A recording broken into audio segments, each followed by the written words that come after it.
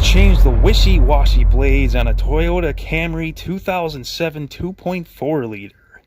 So I already took the old washies off, and as you can see, you really just press a tab and then the whole thing should just really slide down. Just always make sure you buy the right kind that you need, because a lot of these do have different type of connectors. This one in particular is a J-hook. Although a lot of the newer model wishy-washies are basically universal and come with attachments. So the driver's side is normally the longer one. This little curvature piece right here in the innards.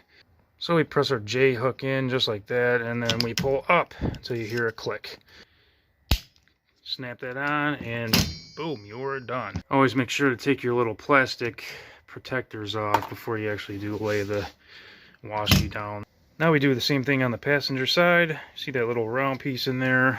Obviously make sure it's the right side up.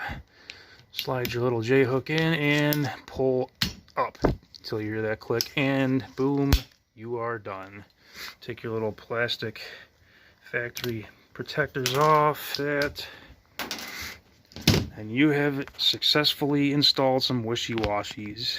Give them the good old spray test, and we are good to go. Thanks for watching.